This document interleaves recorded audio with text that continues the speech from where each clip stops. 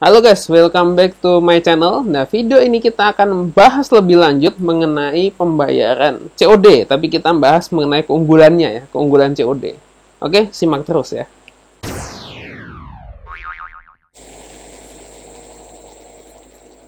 Nah, oke guys, kalau di video sebelum-sebelumnya kita udah bahas mengenai retur COD, kegagalan COD, mengatasi COD gagal. Nah, sekarang kita mau bahas mengenai keunggulannya COD. Jadi sebetulnya selain kita mengatasi kegagalan, nah sebetulnya COD ini ada keunggulan nggak sih? Nah, kita mau bahas di video kali ini. Nah, tapi perlu saya tekankan sekali lagi teman-teman, kalau video ini saya bahas itu adalah dari sisi penjual. Ya, bukan sisi pembeli, tapi dari sisi penjual. Jadi nanti poin-poin yang akan saya bahas adalah poin-poin dari sisi penjual. Nanti akan saya bahas setelah saya rangkum, saya mau bahas ada 3 positif dari penggunaan pembayaran COD. 3 keuntungan lah bisa dikatakan dari pembayaran COD. Ya, nanti nomor 3 akan saya simpulkan yang paling penting. Jadi jangan lupa teman-teman supaya tetap nonton video ini sampai akhir ya. Nanti di poin ketiga akan saya simpulkan suatu hal yang paling penting. Oke teman-teman, dan jangan lupa yang belum subscribe channel ini, silahkan teman-teman subscribe supaya bisa dapat info lebih lanjut kalau kami ada upload mengenai video-video terbaru lainnya mengenai digital marketing. Nah oke guys, kita masuk langsung poin yang pertama. Oke, jadi keunggulan COD, poin yang pertama adalah, poin yang pertama ini penting banget teman-teman, karena dari sisi penjual kita bisa berjualan tanpa ada ragu-ragu dari sisi pembeli. Kenapa? Karena pembeli itu sangat takut tertipu. Ya, sangat takut tertipu. Jadi hal yang pertama adalah pembeli bisa membeli produk kita tanpa was-was, tanpa takut tertipu. Ya, tanpa takut tertipu. Jadi mereka takut, Kak, biasanya tanya, Kak, kalau saya transfer pasti nggak barangnya dikirim? Jangan-jangan barang nggak dikirim nih, saya cuma transfer doang. Atau jangan-jangan nanti yang dikirim paket kosong, bla bla bla, dan macam-macam. Jadi, karena memang sudah mulai banyak penipuan dalam hal ini, ya, jadi resikonya yang kena ya kita-kita ini. Kalau kita penjual yang jujur, ya kita yang kena nih. Kita yang kena, jadi mereka takut sama semua penjual online. Nah, makanya kita bisa terapkan pembayaran COD. Jadi barang sampai sana, baru dibayar oleh mereka, jadi mereka merasa lebih tenang, tidak was-was, tapi lebih tenang, barang sampai, baru mereka bayar. Ya, itu yang pertama, pembeli merasa lebih tenang, ya, tidak was-was. Itu yang pertama. Nah, yang kedua guys, yang kedua adalah pembayaran COD ini mempermudah orang yang tidak punya rekening atau yang tidak punya transportasi untuk transfer. Loh, emang masih ada Kak yang begini, bukannya sekarang itu mobile banking dan internet banking? Jangan salah teman-teman, masih banyak juga yang kalau transfer itu mesti ke tempat ATM untuk transfer. Memang masih banyak yang biasa punya internet banking atau m-banking itu biasa penjual. Ya, kalau pembeli biasa itu transfer.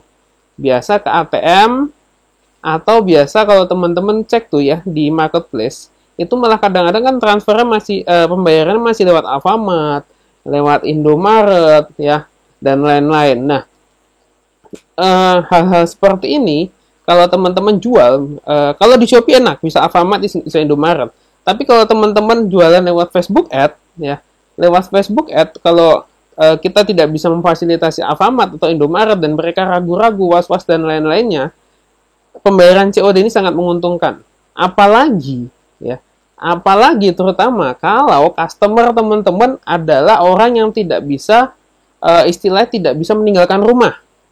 Wah, emang ada. Contohnya kalian jual perlengkapan bayi, target pasarnya pasti adalah ibu-ibu yang punya bayi, betul ya? Bayi kecil, kadang-kadang suami kerja, ibu-ibu di rumah sendirian. Kalau ibu-ibu di rumah sendirian, tidak ada yang jaga bayi. Bayi masih kecil, susah buat dibawa-bawa. Belum kalau ATM-nya dipegang suami lah, apalah, jadi kan susah, betul ya? Nah, biasanya ibu-ibu seperti ini, biasanya mereka maunya bayar COD. Karena mereka di rumah terus. Barang sampai, baru mereka bayar. Jadi mereka tidak perlu ribet untuk ke ATM, Tidak perlu ribet cari orang yang bisa jaga bayi, tidak perlu repot bawa-bawa bayi ke ATM. Jadi mereka lebih suka bayar di rumah, karena mereka tinggal barang sampai mereka bayar cash. Nah, begitu teman-teman kurang lebih. Ada juga yang misalkan memang tidak punya transport. Mereka mau ke ATM, tapi mereka tidak punya transport. Atau mereka tidak punya waktu, atau karena pekerjaan mereka ribet. Jadi akhirnya mereka lebih memilih pembayaran lewat COD. Nah, jadi ini sangat memfasilitasi pembeli untuk mereka bisa membayar lewat COD, dan penjual pun diuntungkan, teman-teman. Penjual pun diuntungkan karena mereka yang tidak jadi beli karena tidak bisa transfer, akhirnya jadi beli karena bisa bayar COD atau bayar di tempat. Oke, nah yang ketiga saya mau simpulkan, teman-teman.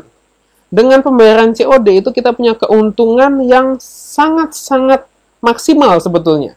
Di samping kita melihat ada retur, samping kita melihat ada mungkin efek samping lainnya, resiko lainnya.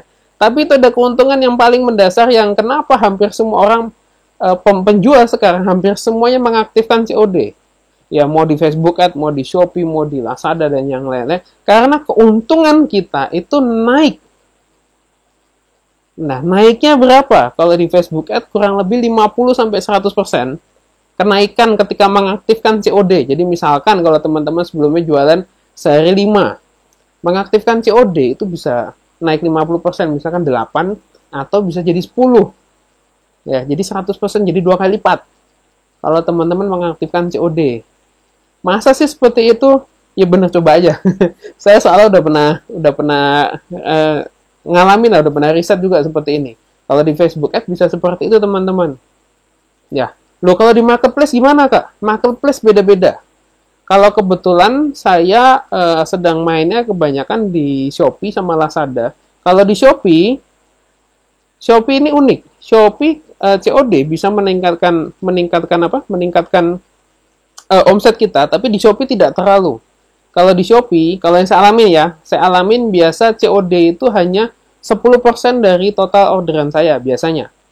Jadi meningkatkan kurang lebih 10%. Jadi orderan ada 10 misalkan, yang COD 1. Jadi meningkatkan, kalau di Shopee, kenaikannya 10%. Nah, kalau di Lazada, ini lebih gila lagi kalau Lazada. Kenaikannya bisa ratusan persen. Kalau teman-teman pakai COD dan tidak pakai COD, kurang lebih di Lazada itu 90% transaksi adalah COD. Dari 100% transaksi, 90%-nya COD. Jadi bayangin aja kalau teman-teman nggak pakai COD sama pakai COD, bisa berapa ratus persen kenaikan teman-teman dengan mengaktifkan COD. Kebayang maksud saya? Karena saya pernah tuh di Lazada, saya tidak mengaktifkan COD sama sekali, sepi banget. Begitu mengaktifkan COD, baru kelihatan penjualannya. Nah, begitu teman-teman. Jadi COD ini, pembayaran COD itu penting sekali buat kita perhitungkan ya, bukan saya bilang harus dipasang, enggak. Teman-teman perhitungkan aja, ketika teman-teman pakai COD, omsetnya naik berapa, apakah ada retur atau pengembalian barang, dan masih nutup atau enggak. Kalau masih nutup dengan omset teman-teman kenaikan tadi teman-teman itu, ya pakai aja COD, nggak apa-apa. Ya, misalkan teman-teman karena COD teman-teman kenaikan untung tambah naik 1 juta. Tapi ada barang rusak, kita rugi 300.000 dalam sebulan ya. Ya nggak apa-apa. Kan berarti 1 juta minus 300, kita masih untung 700.000. Betul nggak? Daripada kita nggak ngaktifkan COD, dan kita nggak untung. Nangkap maksud saya ya? Nah, jadi ini buat pertimbangan teman-teman. Apakah dengan pembayaran COD, teman-teman bisa dapat keuntungan yang lebih lagi atau tidak ya. Jadi silahkan teman-teman pertimbangan, teman-teman hitung. Karena tiap produk, tiap target pasar itu persentase beda-beda. Yang saya sebutkan tadi adalah pengalaman saya, kenaikan saya tadi yang 50-100%, berapa persen, itu pengalaman saya dengan produk yang saya jual. Dengan target pasar yang saya sasar, yang saya jual ke target pasar tersebut. Tapi saya yakin tiap target pasar itu beda-beda.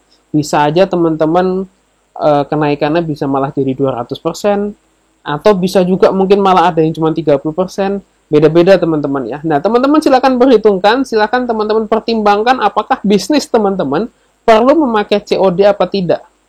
Kalau perlu dan harganya masuk, keuntungannya masuk, silakan teman-teman dipakai untuk menaikkan omset teman-teman. Tapi kalau tidak, justru kerugian Anda lebih besar, mendingan tidak usah COD. Ya, jadi kurang lebih seperti itu. Saya cuma mau ingatkan kalau dengan pembayaran COD ada kenaikan omset yang perlu kita perhitungkan. Oke teman-teman, ya semoga video ini bisa membantu kita untuk brainstorming, tukar pikiran sama-sama. Kalau ada yang mau teman-teman yang mau menambahkan, silahkan teman-teman bisa komen di bawah ini, atau ada yang mau request silahkan komentar di bawah ini ya, supaya kita sama-sama bisa belajar lebih lagi, brainstorming lagi mengenai hal-hal yang baru. Oke teman-teman, sampai jumpa di video berikutnya. Jangan lupa subscribe, like, share, nyalakan loncengnya, dan kalau teman-teman nonton di Facebook jangan lupa di follow dan like fanpage kami.